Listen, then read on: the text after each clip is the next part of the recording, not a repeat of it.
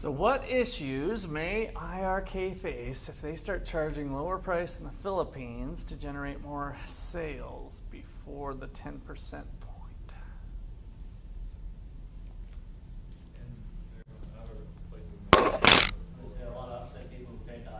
Okay, yeah, and the arbitrage opportunities, right? With the world being kind of global, they might be able to do. So we're kind of breaking that rule of arbitrage, and then we might have ticked off customers that already paid for it. So kind of an interesting rule of thumb, a marketing thing, that things tend to stick.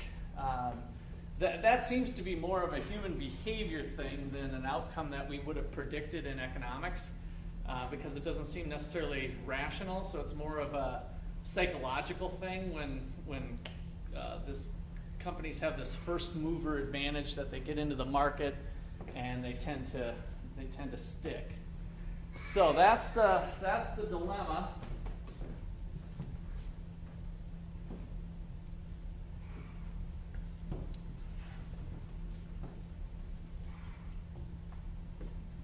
So here's where they were in 1997 and needed to get up to here to get that penetration in the market. So they reduced them.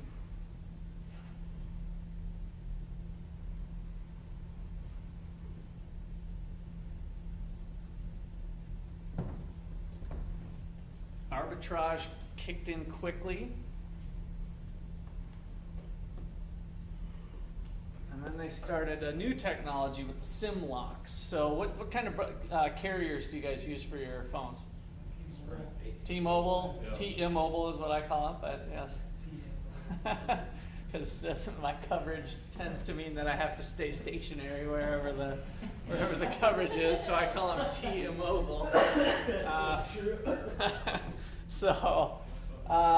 yeah, they have the locks on the SIM cards, right?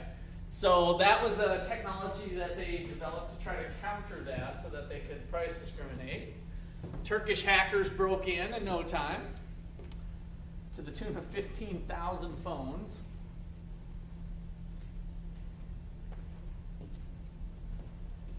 So then they tried again, had a new algorithm to prevent the hackers from being able to disable them.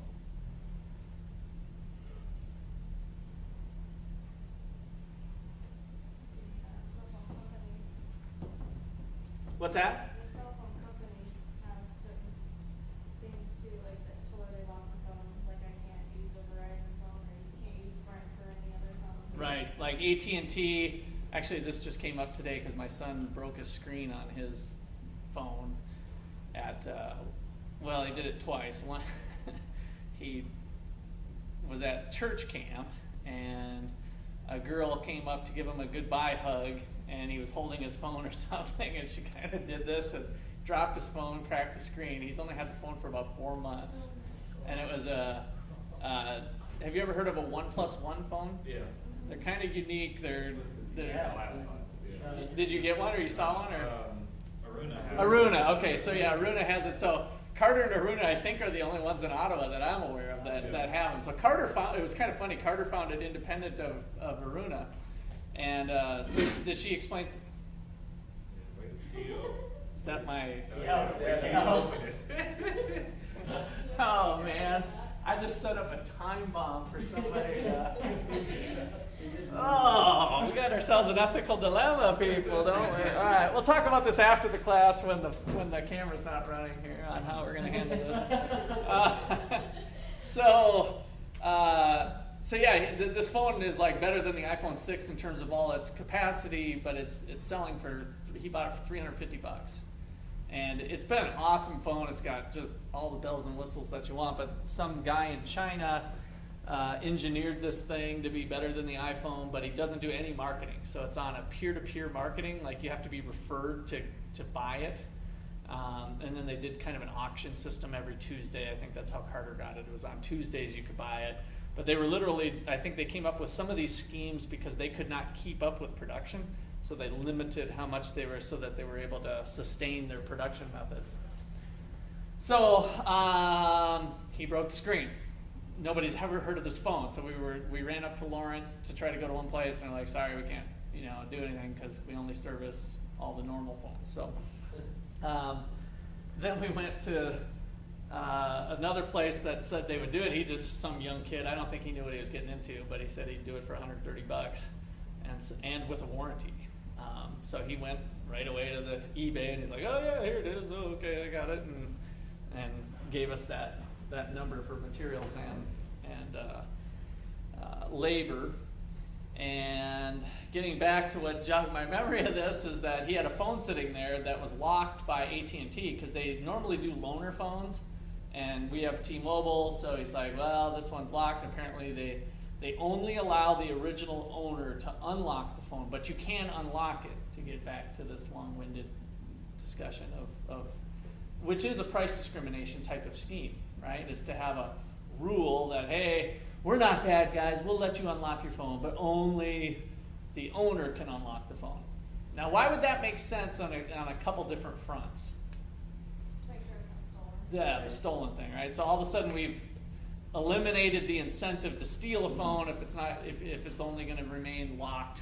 Now you can still steal the phone and sell it to somebody with AT&T, but if you can sell it unlocked, then all of a sudden you've opened your marketplace up to a number of different carriers if you can sell it unlocked. Okay, so this is a success story as far as being able to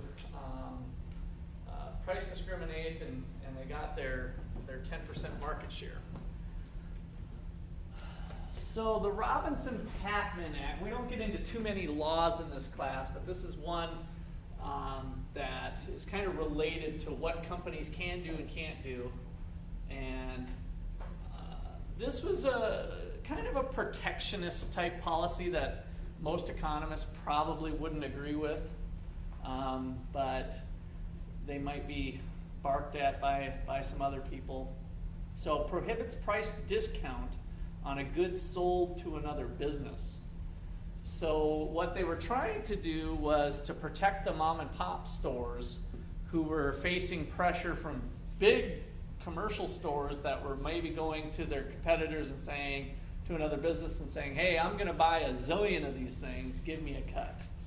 And I think the result of that has just been kind of workarounds, like Walmart has exclusive suppliers that they buy all of the supply through. They're the only retailer that can do it. So there's different ways to maybe get around this law of not being able to buy. So the arguments against it were that this is cost justified what did we learn about with economies of scale about cost? What was the whole economies of scale? That's kind of one of those themes that I'd like you to take away from this class. If a company takes advantage of economies of scale, what are they doing? Produce more and same cost? Produce more for less costs. But if you're producing more, aren't your costs going up? Producing more products, multiple products. I'm really pushing you guys. So scale, I'm with you on the produce more, increase the scale of production. But be careful with your cost definitions. What's going on with costs? Because the last time I checked, if you produce more, your total costs go up. Your marginal costs also tend to go up, but not necessarily. You're on the right track. What's the cost that we're really focusing in on? You've named about every type of cost. Maybe not every. We've probably got 4 or 5 other ones to run through yet. But as you increase the scale of production, you're bringing down what type of costs? Total costs are going up. I know that. As long as there's variable costs, then you produce more. Total costs are going up. But what's happening as we increase the scale of production? What type of costs are falling?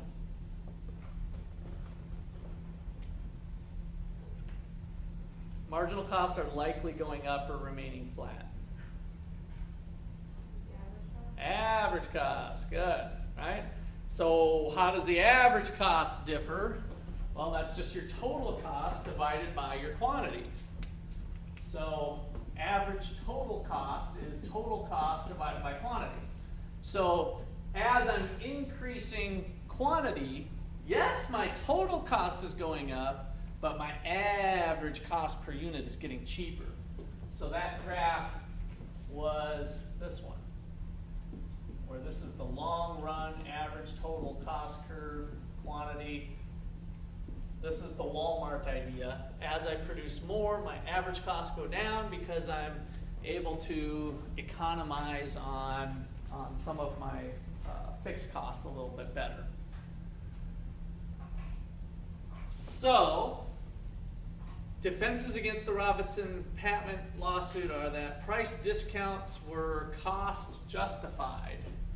So if a big retailer comes out and says that, hey, I'm going to buy a whole bunch of these, well, they can afford to cut price because they're able to take advantage of the economies of scale. So it's just kind of a fair thing, I guess, if you want to look at it that way. All right, so average cost, good.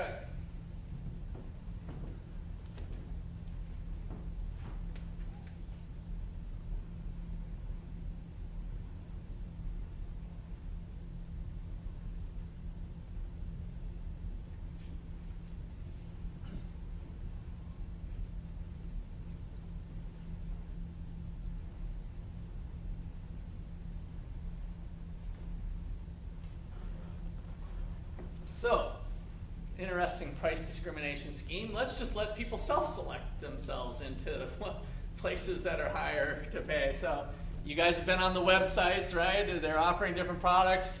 Business, consumer. Oh, I'm at work right now. I'm looking for a business. Click the business tab. Oh, here's all of our offerings. There's the price. Had they gone through to the consumer site and followed the chain, they could have got maybe the same computer for less. Could they have done it? Yes. So how does a company be successful long term with this? Because do you think that could fail on them?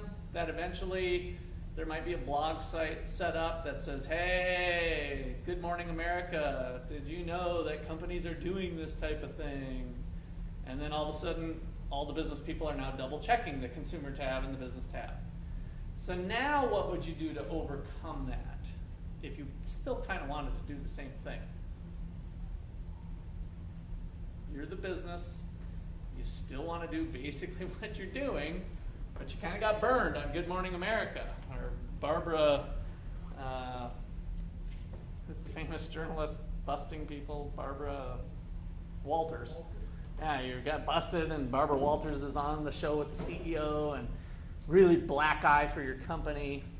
How can you do this without maybe getting as big of a black eye? Make not as much, like a less % difference. What do you mean? Maybe getting the price is supposed to be there. Okay, but I'm trying to not do that.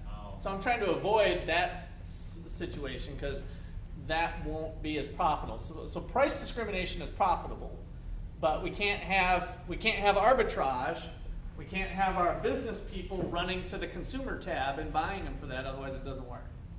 We have to keep them separated. So what might some businesses do with their hardware? That's what this was hardware, right? Yeah. So we're buying the computer. Obviously, there's software on it too, but what could they do to be clever price discriminators? So you're buying the HP 465 LX. Maybe add more memory to Okay, so we can start to differentiate it with some memory. Now, if I start to put in a new memory chip that was an extra $50, I've only justified 50 of this price difference. Is that enough? Okay, maybe we can throw on some antivirus, some other perks. Again, there might be a little bit of a cost associated with that. Is there anything you can think of that wouldn't add any cost to it, for the most part? I got the HP 465 LX, and I had the HP 465 LX on the small business and the large business one. And I'm trying to buy it. And you're trying to buy it. How could and I'm agreeing with what Donald said, by the way. You could put in a little extra memory. Do I have to, if I put in $50 worth of memory, do I have to put in more to justify this to the consumers? This is what I'm challenging you on a little bit. So we made a $50 concession with the new upgraded memory, but this difference here is what, $140 some dollars? And I put in a $50 memory upgrade. Do I have to make up the full 140? No, just people perceive that that's why it costs more. Yeah. To have more memory. So, what could I do for perception purposes, Change even less costly for my HP 465 Just LX? change the name. Change the hardware, that's kind of still along lines of what Donald's doing. Change the name. Change the name, yeah! Well, this is the HP 485 LX for the big customers. Do you think they've done that? Oh, yeah. They have. I've done it. I've kind of researched it on some of them. Because when I used to buy computers online for like some of their lease back type stuff, you'd run across their model numbers, and one would be the 465 and one would be the 485. But if you looked at the specs, Yeah. they were identical computers, but one was the business grade machine, specifically in their description of the machine. This is the business grade machine, and this is the consumer grade machine, or whatever. So yeah, they've done stuff like that, and more in reality so that they don't get a black eye again on Barbara Walters when she's done her investigative reporting and she's found out that they are exactly the same except for the sticker that has the 485 and the 465. They're probably better off doing what Donald said and put in a little bit more memory, make them slightly different, but in no way closing the gap here. But at least when the boss asks, well, this one's got more memory than this one. Oh, well, yeah, of course, and it's the business grade one, and it's the 485 and not the 465, and so, yeah. Will it cost more to do exactly that, but like put an extended warranty on it? Yeah, something like that can be another way to differentiate. Again, there might be some costs with extending the warranty if it actually, fails. But if statistics show that only 0.0004% people do the warranty when they remember it, then maybe they're okay. I used to work at Geek Squad at Best Buy, and we used to pull up the specs on all the computers at all the tables. Oh, did you? Compare them, Yeah. prices. And we come across identical models, like $400 more expensive than Yeah. its partner. Oh, yeah. When we looked at all the specs, they were identical, and when I asked, they were like, well, yeah, but this one's red.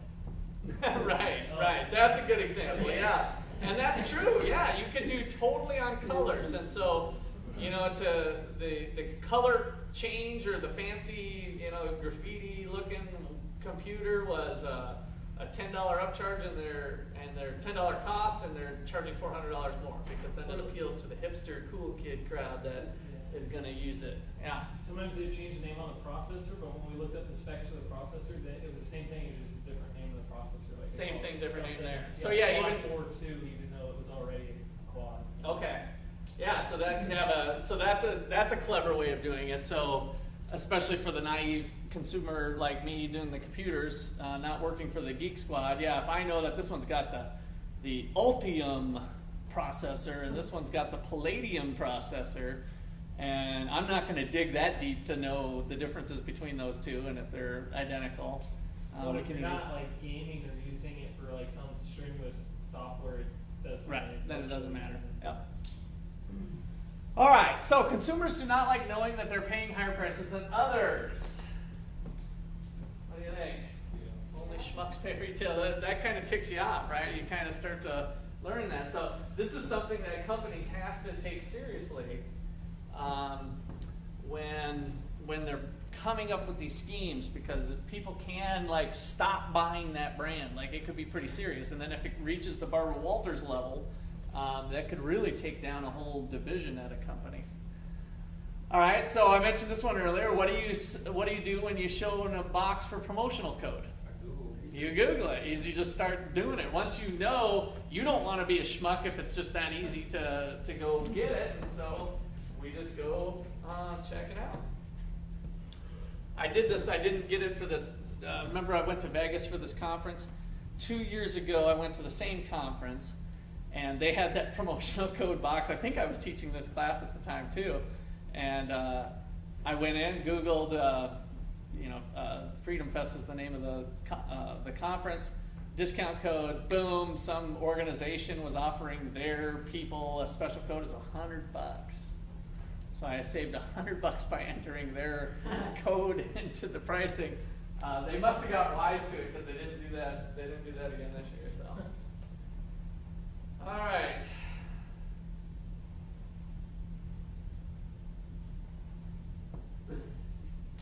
You gotta keep it a secret. Company secrets on the difference between the LX 465 and the 485.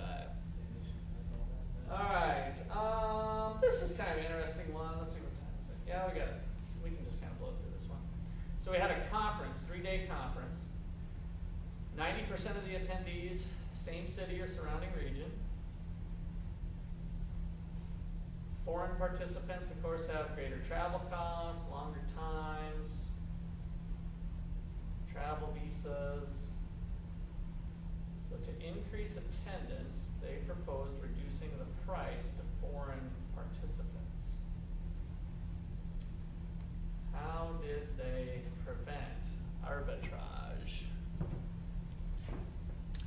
So arbitrage meaning a foreign participant could get it for somebody else and get them the cheaper rate. Because all you had to do was register it on the site.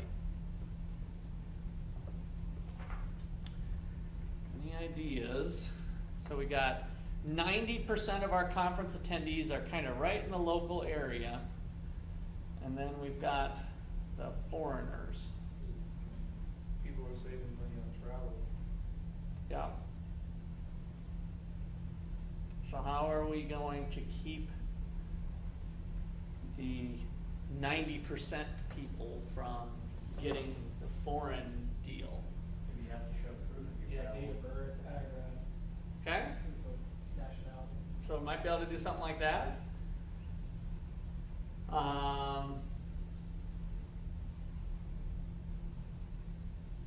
If they did that,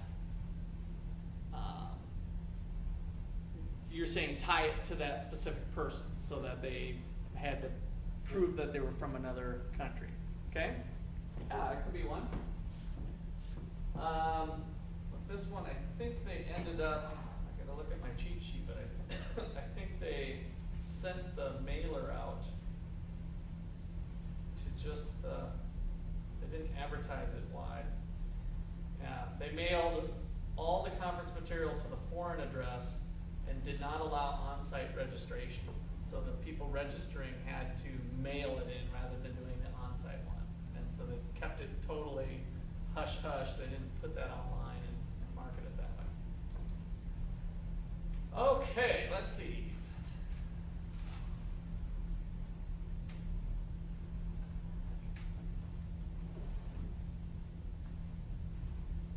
Okay, so chapter 14 focuses more on indirect price discrimination.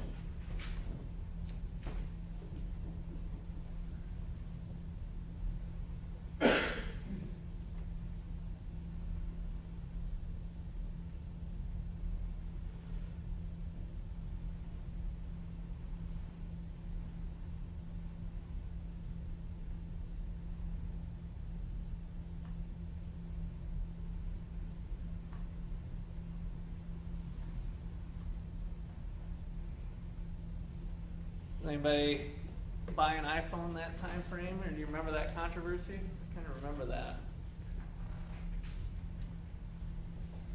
So, in order to appease their loyal customers who bought, you know, those Apple people that buy it when it first comes out, like everything that's new, they got to upgrade it.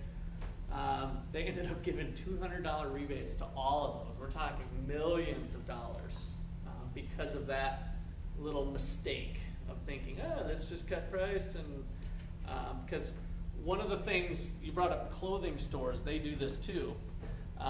The new hottest fashions come out, and they've got their new jeans or their new shirts or whatever they are priced pretty high. So those people who are the high fashion people that always have to have the latest, greatest thing and look the best for their friends when they come out, they're high value people. They go out and buy it that day when it first comes out. But then, of course, as we know how clothing goes, 2 months later you can buy that on sale for 20%. Wait another 2 months and you can get that same piece of clothing for 50% off or whatever, right? So we kind of go down the normal chain. And so the timing of the clothing in that regard doesn't bother the people who want to have the latest, greatest because fashion is important to them or making an impression on their friends. So they're more than happy to pay the high price. They're not going to wait for the sale because by that time they're going to be out of fashion or it won't be cool anymore, and they'll be moving on to the new thing. And that's just their own personal preferences for the good. They're not willing to wait for it. Here, it was a different story. I mean, similar in nature in that, yeah, cut the price, get them while they're hot, charge, sock them when the high demand people, but then they didn't wait maybe long enough, or maybe there's some different ways they could have handled that. See, I disagree with that. I think that's perfectly rational, and I would see no problem in cutting the price 2 months later. 2 months later? Yeah, it's a phone.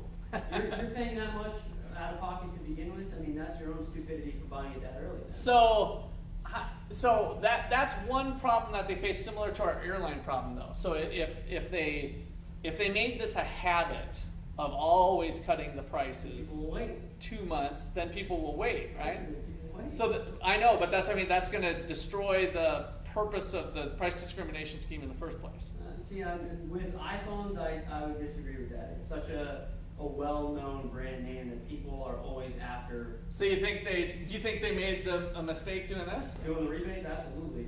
You think they should have just said, "Hey, crybabies, tough Yeah, luck. that's what I would have done. Wait next time," and you think that next time comes around and they're not going to wait anyway. They're still going to buy Everybody it. I know that has an iPhone is absolutely waiting until the new one comes out. So they can just pitch there. So I think that was. I think you might be right.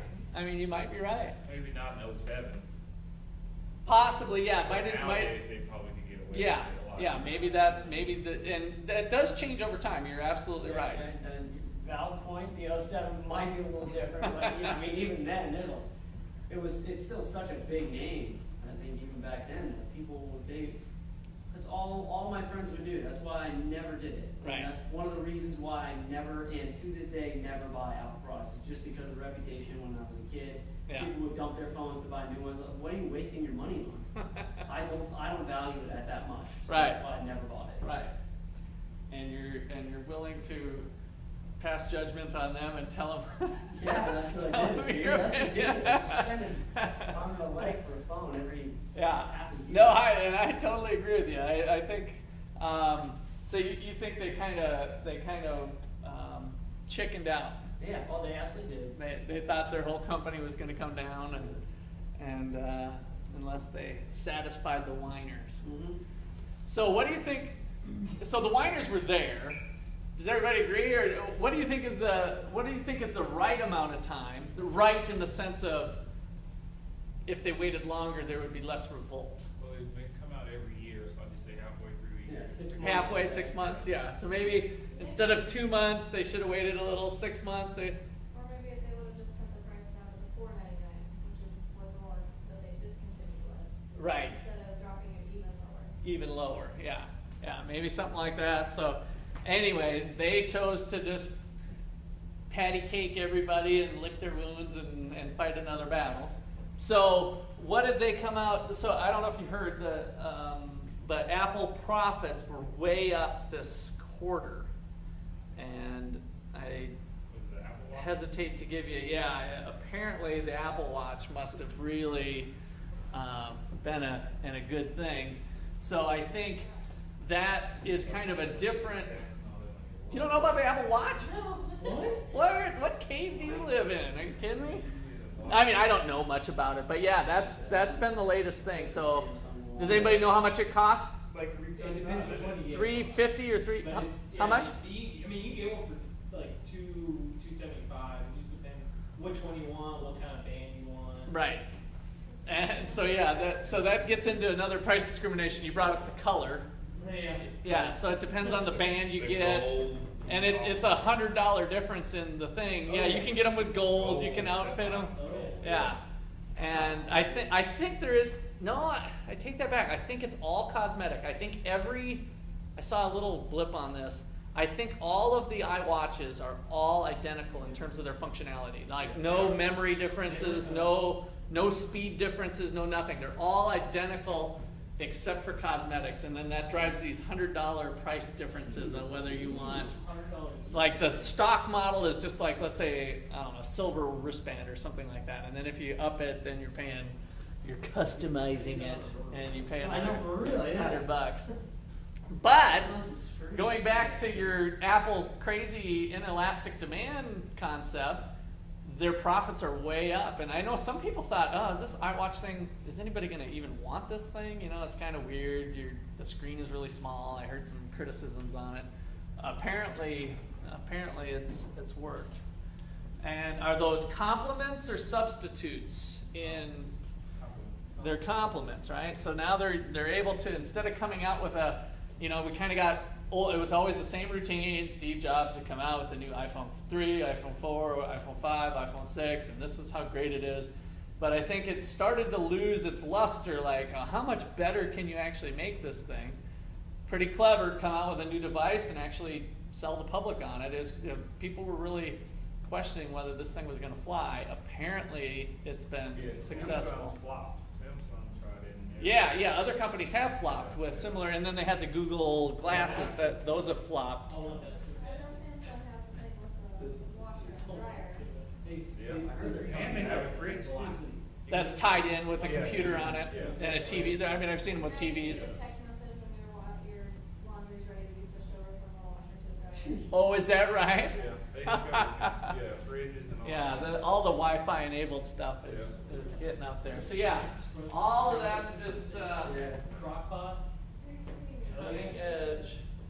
They have a Crock pots with text messages. Yeah, they got like a Yeti crock pot. Keep your food cold. So if you're out of town for 3 weeks, you just flip a switch and it defrosts the cooler, the lining cooler, and it starts heating it up. And you pick your seasoning, and I mean you can cook not even at home. Huh. It's awesome. Wow. I know they have them for smokers too. I've started to get into smoking meats with the smoker, and it'll tell you when your temperature is down that you need to add coals or to kind of get the heat up after it's been dying or if the smoke's been down. So I don't have that level of technology, but I've heard it's out there. All right, so ink cartridges. Now we've got dealt with the inkjet printer, and so. How do you like those prices on the ink when you run to Walmart? They're insane. And they're so specific. So what did we pay for the printer? A lot. Like from Best Buy, what did we pay for that little inkjet printer? Yeah, $80, $50. Yeah, almost free with a laptop. Throw them in for free, and then of course after you print 2 color things, the low ink cartridge comes up. And you run to, no big deal, I need to go get some ink. I run to Walmart and the multi-pack of ink is $53 or whatever, right? So, price discrimination. That is price discrimination. So, how are they, before I do the reveal here, going back to the 3 things of how can they be successful with charging high prices for ink cartridges. Like, let's just pretend that those ink cartridges are really high markup. I suspect they are. But how do they get away with that? Limited functionality, right. So they've created a complement to the good. The good is the printer, the hardware printer. And then you need this ink as a complement in consumption. It doesn't work without the ink, right? In fact, you have to have that thing. And then they design it so that it's very proprietary, that there's not a lot of substitutes. So guess what your demand is for the ink cartridges for your new printer? It's pretty inelastic, right? So if under normal circumstances, something of that plasticky nature with some chemicals in it that make it a certain color would be $5, they can charge $12 without a problem because demand is pretty inelastic at that point. Once we get you hooked in on the printer. So, if the money is good enough, though, and HP is gouging the consumer good enough, what might happen over time? Price come down, why? Why? What might keep HP in check? People will find other options. Okay, other options. So we could shop other companies. All of a sudden another company says, they've come out with a huge advertising campaign. Our ink cartridges are super cheap. Even though you're paying $150 for the printer, we're charging the real price. You know, some sort of advertising campaign that kind of differentiates themselves. So that might be a possibility. I'm gonna try to put everything like right, so printing. Okay, yeah, seek out those sorts of alternatives, right? So instead of printing copies, the copies are more expensive. Consumers start to seek alternatives to that. They might, well, I'd like to print this out, but I suppose I don't have to. Or new devices come along that you can easily pull it up on your phone now with the PDF. So I printed it to a PDF, I saved it to the cloud, and now in a matter of seconds I can pull down that document here. I don't need to bring along a physical copy with me, right? So we start to see those, that could start to erode some of HP's. Just, trying to reduce the amount of paper use, period. Everything's going away from paper. You know. Yeah, and that's from other things outside of HP's control, Right. the cost of paper or whatever. Maybe government regulations on cutting down trees have doubled the price of paper, and so now not only do I not want to pay the high prices for the stupid ink, but I'm not going to buy the paper either because the EPA's got them doubled up prices through regulation.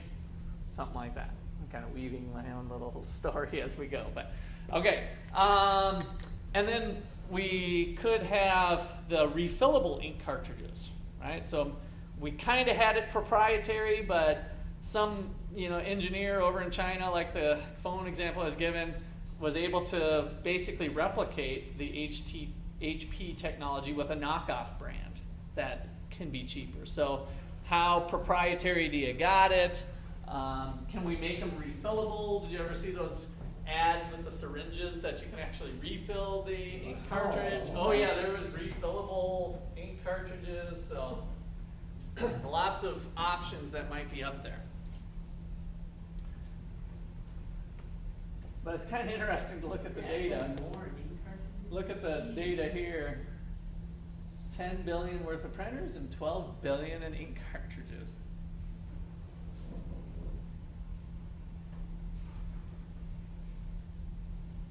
Well, that makes sense though, because you only need one printer, but you'll, continue to need ink. So Yeah. essentially it was still more. Yep.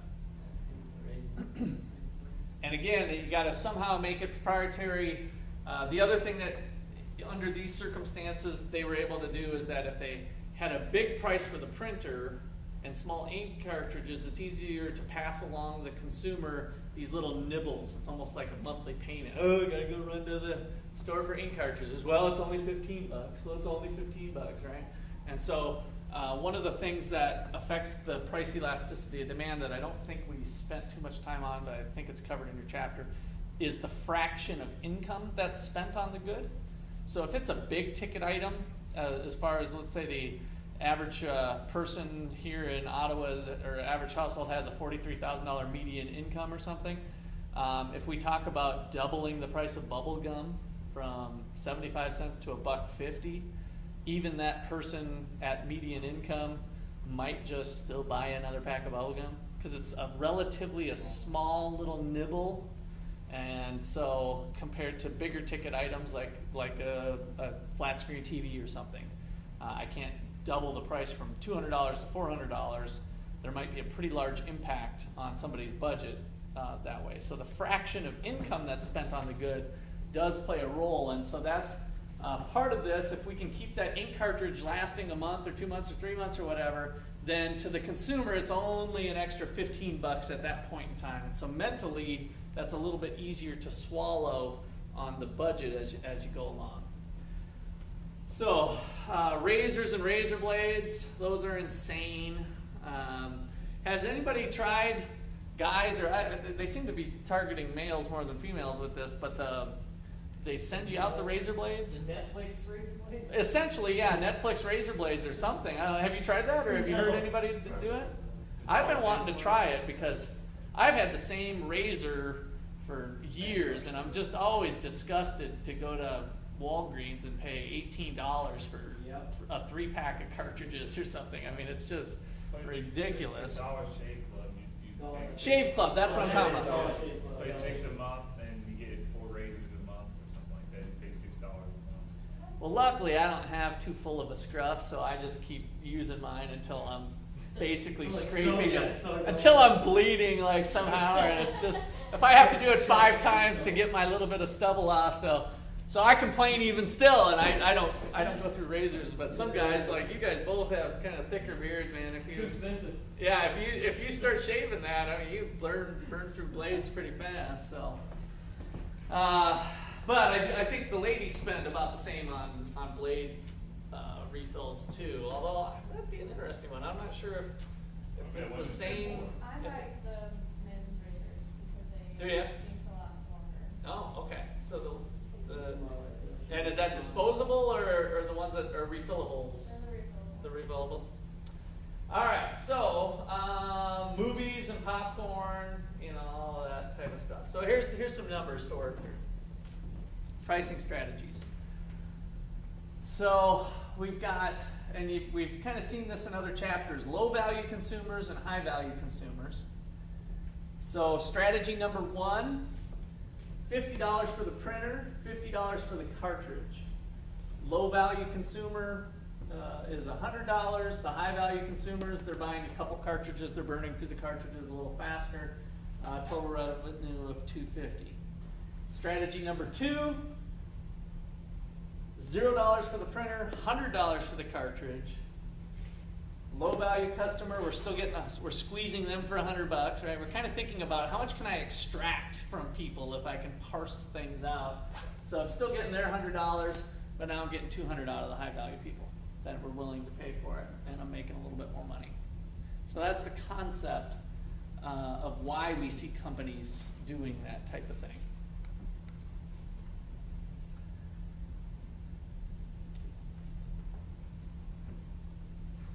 So the metering is the concept here of discriminating high value people, low value people through the variable component to the consumption that you can keep. The high value people are the high valued users.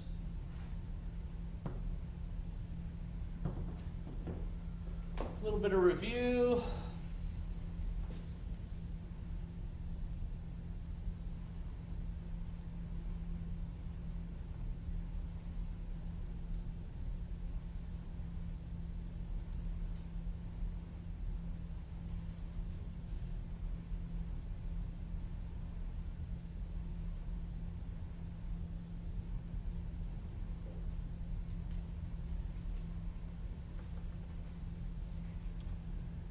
So we got to be careful we're not doing this, because that might end up in some fines or jail time depending on who you are. So in the real estate business, we used to have this happening once in a while, where, hey, I've got this plot of land. If you use me as the builder, then I'll sell it to you at a better price.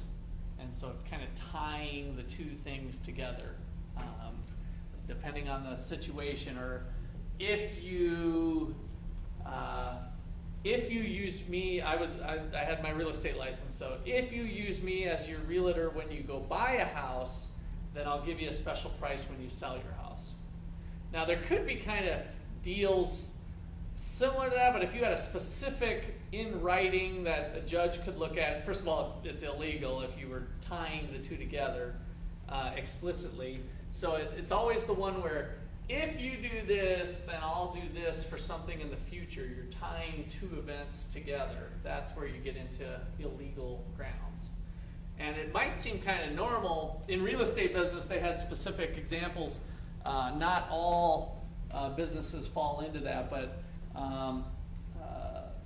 if you're requiring them to do it, then you might be guilty of tying them together. Like the hair salon, teeth whitening example. How did it work? It was like there's a hair salon that's giving away free teeth whitening or providing a teeth whitening service while you get your hair done. And the dentists were basically saying that they didn't have a license to be doing dentistry. Oh, no, that one's a little bit different, but a very interesting case. They weren't crying foul on the tying part.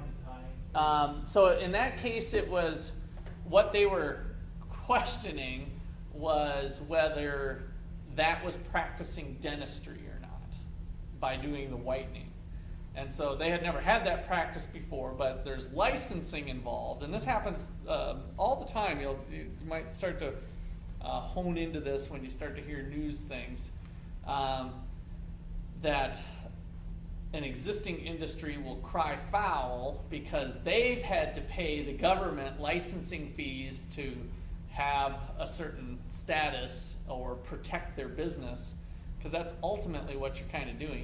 Even education, for that matter, is that if we can't allow any old place to offer bachelor's degrees because we're Ottawa University and we've been accredited by the government and by other private agencies that say we are an elite education institution, and so we'll make a big deal about it if all of a sudden somebody else is saying they're an accredited institution and they're not, and they just opened up shop and they undercut us by half, even though they operate a lot more efficiently and they got talented people who have some sort of profit sharing arrangement, so the professors' pay is not flat at some obnoxious amount, but it's actually based on the tuition, and they've got their professors like recruiting people, and the more people that they recruit and the happier they are, then the professor makes more money. So they've come up with this whole new education model, and then well, that's illegal. Those kids are being taken advantage of because they're not as smart as we are, or they didn't follow the rules. You gotta apply to the government. The government's got to give their blessing.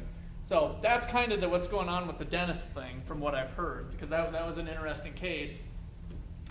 Do you need to be certified licensed dentist to shove the little gel thing up on your teeth? Or I don't know what their technique was, but usually it's putting some sort of whitening strip or something while they're cutting their hair, right? So it was just during that whatever time it would take to get maybe it was a longer process of getting your hair colored or something, but you'd get your teeth whitened. And so that, by the way, was a high profit center for the dentists, is the whole teeth whitening. So they would make a ton of money off that. And then all of a sudden, if other mom and pop stores that are cutting hair can shove the teeth whitener in there, then they're going to lose those clients. And so they kind of tend to cry foul, or they'll cry, that's a consumer safety issue. People are in danger, and before you know it, Barbara Walters, they've sold her on it, and they're getting interviewed by the expert guru on how bad this is for consumer safety and public health and the public good or something. So it's a natural reaction for existing industries to kind of fight that, and so that's what that was. But this is So what they were doing, by the way, was a multi-product offering, though, right? So you're totally right. It's very similar to this. We're like, oh, you're getting your hair done. I'm sitting here. I can buy those whitening strips pretty good, so I can take advantage of economies of scope, right? So I have different products. I can economize on some of my existing infrastructure. The consumers are here anyway. They need the treatment done once a month. They get their hair cut once a month, and everything's perfect. We can do it until we have the existing industry saying, "Oh, that's my money. Those are my clients. Those are my profits." So. But this caution is for compliments. Is that what you're saying? Yeah. Okay. So back to the tying, they weren't saying want to be sure this would be legit.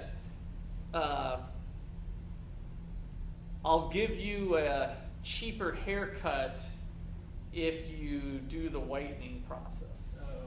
Okay. And I don't even think that would actually fall into a tying arrangement specifically, because for the most part, there's nothing wrong with offering a bundled price. I mean, that's part of what the whole business is. So yes, whitening services $40, haircut $40. The two together is $80. But today only, you can get both done for $70, right?